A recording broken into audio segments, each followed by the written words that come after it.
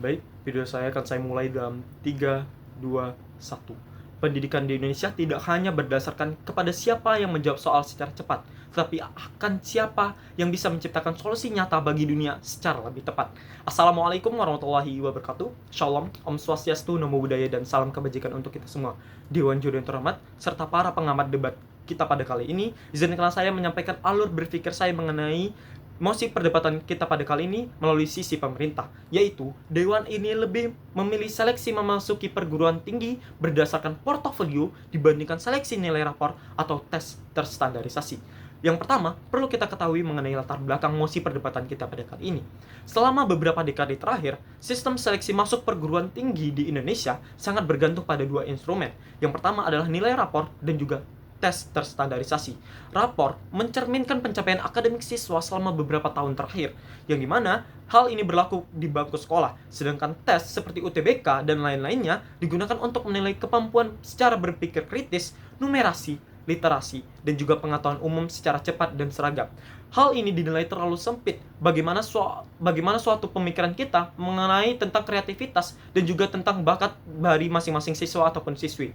Hal ini dalam dunia pendidikan modern semakin disadari bahwa siswa memiliki banyak bentuk kecerdasan dan keterampilan. Yang terhormat, tidak hanya berupa angka dan logika yang dapat kita jadikan sebagai bentuk terstandarisasi yang dapat kita jadikan sebagai seleksi untuk memasuki perguruan tinggi. Akan tetapi, kreativitas, kepemimpinan, dan juga inovasi serta kontribusi sosial. Contohnya, banyak pada siswa-siswi memiliki bakat baik itu di bidang seni, di bidang olahraga, bidang teknologi, ataupun sekalipun kewirausahaan dan lainnya. Akan tetapi sayangnya, sistem di Indonesia melalui seleksi perguruan tinggi ini sendiri belum ada yang memberikan cukup ruang bagi siswa-siswi yang unggul di luar aspek akademik formal ini sendiri. Masuk pada status quo kita pada kali ini, yaitu jalur masuk seleksi PTN di Indonesia ada beberapa jalur, seperti SNBP yang menggunakan nilai rapor, dan SNBT yang mengandalkan ujian tertulis nasional. Dan juga yang akan mendatang, yaitu adalah TKA, yang pada nantinya akan berlaku di tahun 2025 ini. Masalah utama status quo kita pada saat ini adalah keterbatasan dalam mencerminkan keunikan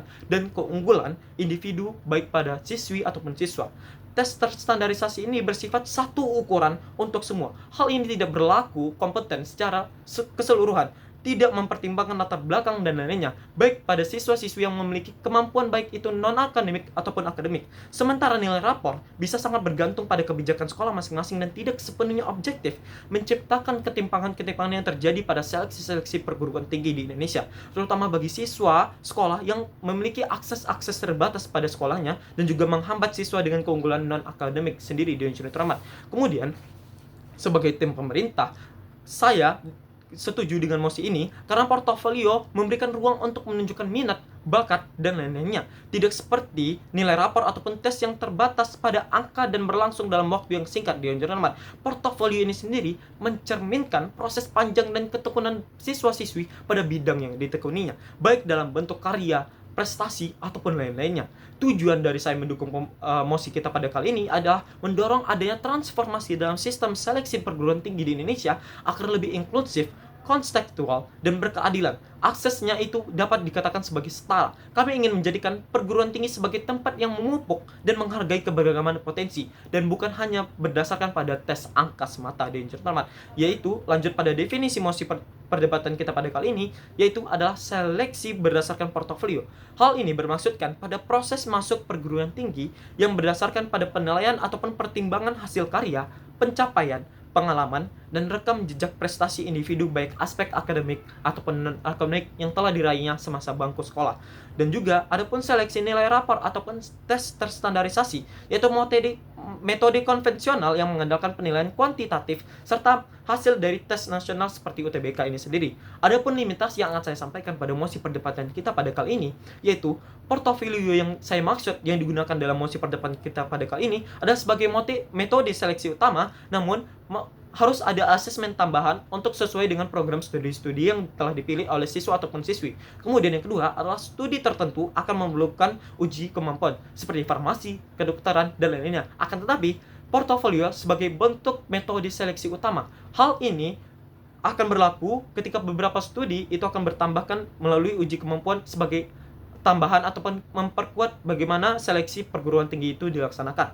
Kemudian, portofolio yang diajukan harus bisa diverifikasi dan juga disesuaikan dengan rubrik penilaian yang adil dan juga transparan. Hal ini akan berlaku ketika suatu mosi ini dapat dilaksanakan secara transparan. Hal ini akan memungkinkan bagaimana seluruh siswa-siswi di seluruh Indonesia dapat masuk ke perguruan tinggi yang dia diminati dan juga program studi yang diminati tanpa adanya keterbatasan dan lain-lainnya. Masuk pada argumentasi saya pada kali ini, yaitu yang pertama, adanya cerminan kemampuan nyata dan keunikan individu yang tidak bisa diukur lewat angka, logika, ataupun pilihan ganda dan cermat. Contoh, ketika ada siswa yang berhasil membuat suatu teknologi untuk membantu petani lokal menunjukkan bahwa dia memiliki kompetensi yang tidak akan terlihat pada nilai rapor ataupun UTBK sendiri.